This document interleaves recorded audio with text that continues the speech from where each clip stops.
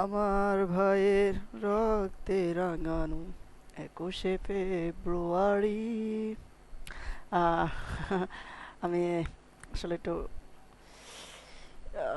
আমি সাইদ আহমেদ রাসেল আপনাদের স্বাগত জানাচ্ছি যে query tutorial full course part 6-এ। তো তো আমরা চলে যাই আমাদের সেই ফোল্ডারে যেখানে আমরা নিয়মিত ক্লাস করছি। তো আমাদের আজকে ক্লাস নাম্বার কত? ক্লাস নাম্বার হচ্ছে 6। তো আমি প্রতিদিনের মতো একটা ফোল্ডার নিয়ে নিচ্ছি এবং নাম দিচ্ছি আমাদের ক্লাস নেম 6। তো আজকের ভিডিওটি আমরা বলতে আমি আজকের ভিডিওটি আমি উৎসর্গ করছি, স্মরণ করছি তাদেরকে যাদের বিনিময়ে আজকে আমরা এই বাংলা ভাষায় টিউটোরিয়াল লিখতে পারছি, টিউটোরিয়াল করতে পারছি, আমরা টিউটোরিয়াল উপভোগ করে মার্কেট প্লেসে কাজ করব এই ধরনের আশা করতে পারছি। তো তাদের প্রতি শ্রদ্ধা জানিয়ে আজকে টিউটোরিয়ালটি শুরু করছি এবং শ্রদ্ধাও জানাচ্ছি তাদের প্রতি। তো একটু দেশপ্রেমিক হিসাবে একটু বেশি কথা বলতেছি। আচ্ছা, যাই হোক। তো প্রতিদিনের মতো আচ্ছা আজকে কি জিনিস শিখবো? আজকে একটা সিলেক্টর শিখবো যেটা হচ্ছে দিস সিলেক্টর। ঠিক আছে, আমরা গত পর্বতে কতটুকু দেখেছিলাম? আমরা গত পর্ব যদি এখানে দেখে আসি যে যে একটা এলআইকে মানে কয়েকটা এলআই যদি থাকে তার ফার্স্ট এবং লাস্ট কিভাবে সিলেক্ট করব, অর্থাৎ অ্যাড ক্লাস কিভাবে করব, একটা ক্লাস কিভাবে অ্যাড করতে পারি সেটা দেখেছিলাম। চলুন আজকে ব্যতিক্রম কিছু দেখি। বলছিলাম দিস সিলেক্টর দেখবো, তো সেজন্য আমি কাজ করছি, মার্কআপটা করে নিচ্ছি। কি নিতে পারি? আমি কিছু পি নিই এবং তার মধ্যে চাই কিছু কন্টেন্ট। লাইক আমি এটা লিখছি this is P one take, এটা নিলাম। অ্যান্ড দেন কটা চাই এটা আনুমানিক আমি নেই মিনিমাম। আচ্ছা, 10টা নেওয়া যেতে পারে। ঠিক আছে, আপনারা আরও বেশি নিতে পারেন, 120, 50। ঠিক আছে, তো আমি যেন করে ইউজ করে এটাকে করলাম। আর আচ্ছা, তারপর এটাকে আমি একটু চেঞ্জ করে দিই। 2, 3, 4, 5, 6, 6, 7 এবং 8, 9 and 10। তো সেভ করে নিচ্ছি, দেখছি আমাদের ব্রাউজারে এটা আসছে কিনা। হ্যাঁ, সুন্দর আসছে, তাই না? আচ্ছা, তো আমাদের এই তো মোটামুটি ভালোই আসছে। আচ্ছা, তো যদি কোডটুকুতে চাই আমরা, আমাদের এই কোডটুকু এখন আর লাগছে না। তো প্রতিবারের মতো তো এটা তো লাগছেই, ডকুমেন্ট রেডি ফাংশন। দেন আমাদের আজকের কোডটুকু কি চাচ্ছিলাম, চলুন আগে একটা এটার উপর যে কয়টা পারফর্ম করি দেখি কি হয়। তো একটা ক্লিক ফাংশন আমি ইউজ করছি এখানে। তো সব বরাবর মতো যে কোয়ারি অর্থাৎ $সাইন open and close, and then এখানে দেবো হচ্ছে সিঙ্গেল ডাবল কোটেশন দিলাম। তো এরপরে কি দিব, আমাদের কি আছে পিটেক। পিটেককে যদি কি করি, যদি ক্লিক করি, তো ডট আমি লিখছি ক্লিক, ক্লিক লিখলে তারপর আমি এটাকে ওপেন অ্যান্ড ক্লোজ করে দিই। এবং আমরা কি চাচ্ছি, এটা ওপেন হলে একটা ফাংশন ওপেন হবে। আমরা যখন ক্লিক করব পিটেকে তখন একটি ফাংশন ওপেন হবে। তো আমি ফাংশন লিখছি, ফাংশন লেখা নিয়ম তো বারবারই বলছি, open and close and second ব্র্যাকেটের ওপেন অ্যান্ড ক্লোজ, এবং তার মধ্যে হবে আমাদের সে কোডটুকু। তো $সাইন দেন হচ্ছে open and close, and then এটার মধ্যে কি চাচ্ছিলাম, পি। আচ্ছা, পি যখন ক্লিক হবে তখন পি হাইড হয়ে যাবে, তাই তো? আচ্ছা, তো 1 সেকেন্ডে যদি হাইড হয়ে যায় তাহলে কি হবে,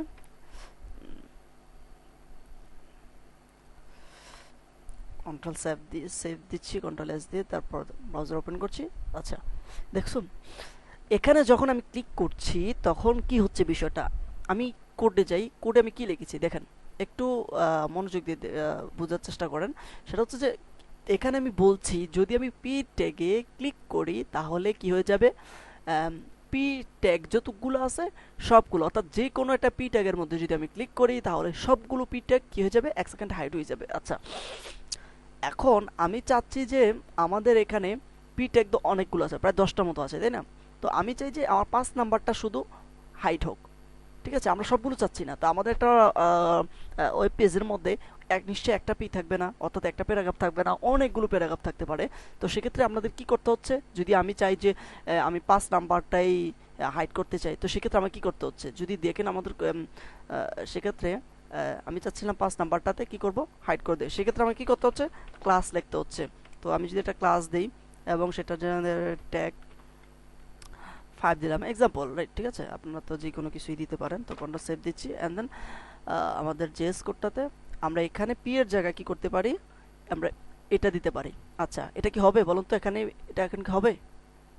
আচ্ছা, হ্যাঁ ঠিক বলেছেন, এটা হবে না। কেন হবে না? বিকজ এটা একটা ক্লাস, আর ক্লাসের আগে এটা ডট দিতে হয়। তো আমি সেভ দিচ্ছি এবং দেন ওপেন করছি এখানে। তো এটা দ্বারা কি বুঝছি, আমরা যখন এখানে ক্লিক করব, অর্থাৎ কি, আমরা যেখানেই ক্লিক করি না কেন সে পি ট্যাগ অর্থাৎ এই ক্লাসটাকে হাইড করে দিচ্ছে। ঠিক আছে, কিন্তু এখন আমাকে যদি আমি চাচ্ছি যে সবগুলোর উপরেই ক্লিক করবে, বাট আমি যখন যেটার উপর ক্লিক করব তখন সেটা হাইড হবে, তার আগে নয়। অথবা হাইড হোক বা ফেড আউট হোক, ফেড ইন হোক, যাই হোক না কেন, অর্থাৎ যে কোনো কাজই করি না কেন, যাতে যে করে পারফর্ম হবে তখন যখন আমি যেটাতে ক্লিক করব সেটার উপরে। ঠিক আছে, আর সেই জন্যই আমি যদি ক্লাসটা মুছে দিই, কন্ট্রোল এস দিচ্ছি, আর তো সেটার জন্য কি করতে হবে, এখানে একটা সিলেক্টর আছে যেটার নাম হচ্ছে দিস সিলেক্টর। তো দিস লিখছি আমি, দিস সিলেক্টর লেখার পরে যখন ক্লিক করব, তো সেভ করছি। তার মানে কি, একটু মানেটা বোঝার চেষ্টা করুন। সেটা হচ্ছে যে পি পি এর ভিতরে, অর্থাৎ পি ট্যাগ যতগুলো আছে যে কোনো একটার ভিতরে যদি ক্লিক করি তাহলে দিস মানে কি ওই, অর্থাৎ ওইটার মধ্যেই হাইড হবে, ওইটাই হাইড হবে যেটার মধ্যে ক্লিক হবে। ঠিক আছে, দিস মানে হচ্ছে ওই। তাহলে ওই মানে তো বুঝিনি। তো ওইটার মধ্যে যদি ক্লিক করি, অর্থাৎ দিসের মধ্যে যদি ক্লিক করি, অর্থাৎ আমি 4 এর মধ্যে ক্লিক করছি, 4 গায়েব হয়ে গেছে। 8 করছি, 8 গায়েব হয়ে যাচ্ছে। 10 করছি, 10 গায়েব হয়ে যাচ্ছে, তাই না? ওয়াও, খুব ভালো লাগছে, তাই না? হ্যাঁ, এভাবে মনে করুন যে যাকে ইচ্ছা তাকে মনে করেন যে এখানে বসে একজনকে গুলি মারলাম, টিচাও, সে নাই হয়ে গেল। এরপর একে মারলাম, টিচাও, আচ্ছা সেও নাই হয়ে গেল। তাকেও মারি, তাকে একটা ককটেল মারি, হ্যাঁ, পুরাই নাই হয়ে গেছে, তাই না? তো আজকে টিউটোরিয়াল এই পর্যন্ত ছিল। আজকের মতো এখানেই বিদায় নিচ্ছি। ধন্যবাদ সবাইকে। আরেকটা বিষয় হচ্ছে যে যেটা বলতে ভুলিয়ে গেছি, সেটা হচ্ছে যে আপনারা কিন্তু আমার এই টিউটোরিয়ালগুলো দেখছেন বাট কারোর সাথে শেয়ার করছেন না। এটা কিন্তু খুবই মানে ব্যাড হচ্ছে। এটা কিন্তু কখনই করবেন না। আর টিউটোরিয়ালগুলো কেমন হচ্ছে অবশ্যই আমাকে কমেন্টসে জানাবেন, বিকজ আপনাদের এইগুলোই কিন্তু আমাকে অনুপ্রেরণা যোগায় সামনের দিকে এগিয়ে যেতে। তো আপনাদের জন্য বানাচ্ছি, তো আপনাদের থেকে যদি রেসপন্স না পাই সেক্ষেত্রে তো আমার এই টিউটোরিয়ালগুলো বানিয়ে লাভ নাই, তাই না? তাহলে আপনারা যেহেতু টিউটোরিয়ালগুলো বানাইতে একটু তো কষ্ট হচ্ছে, তাই না? তো এতটুকুর জন্য যদি আপনারা যদি আমাকে রেসপন্স না করেন, বা ভালো খারাপ কেমন হলো এতটুকু, বা যে কোনো প্রশ্ন যদি থাকে, আপনারা কিন্তু এগুলো কমেন্টসে করতে পারেন।